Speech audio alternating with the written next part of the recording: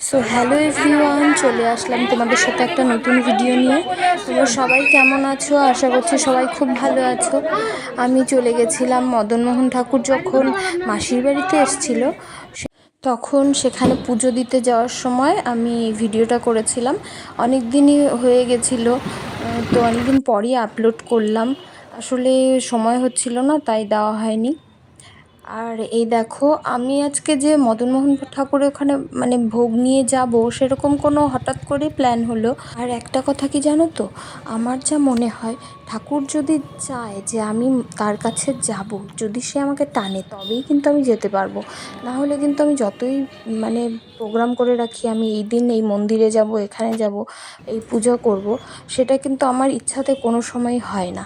তো সেদিন হঠাৎ করেই আমার ঘরেও এমন কিছু তৈরি ছিল না যে আমি যে যাব মন্দিরে। তারপর আমি একবারে বাজার থেকে সব কিনে সেইভাবেই আমি নিয়ে একবারে চলে গেছিলাম। এই দেখো, সেখানে আমি চলে এসেছি। তারপর এখানে যে দোকানগুলো ছিল, এখান থেকে আমি সন্দেশ নিয়ে নিয়েছিলাম।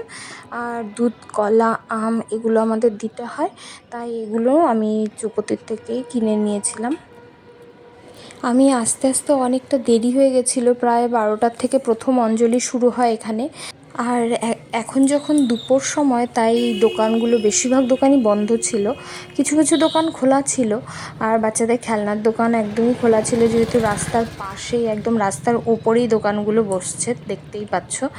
তারপর আমি যখন গিয়ে মানে পৌঁছলাম, তখন দেখছি অঞ্জলির জন্য মানে সবাই তৈরি হয়ে গেছে, অঞ্জলি দেওয়া হবে এখনই।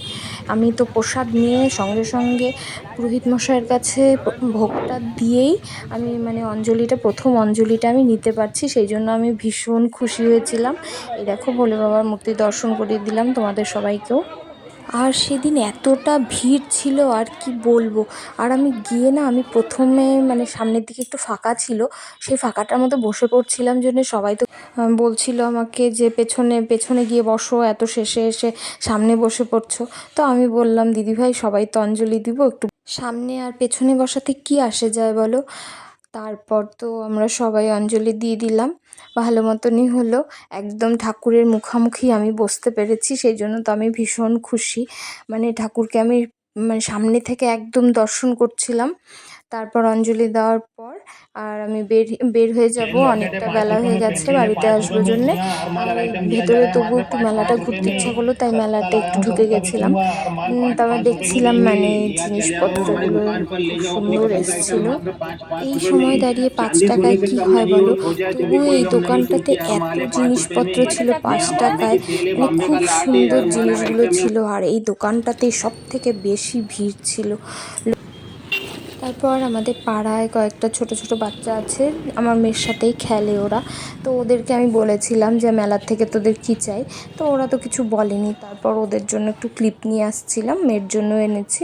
তাহলে ভিডিওটা এখানেই শেষ করলাম, কেমন লাগলো তোমাদের জানিও।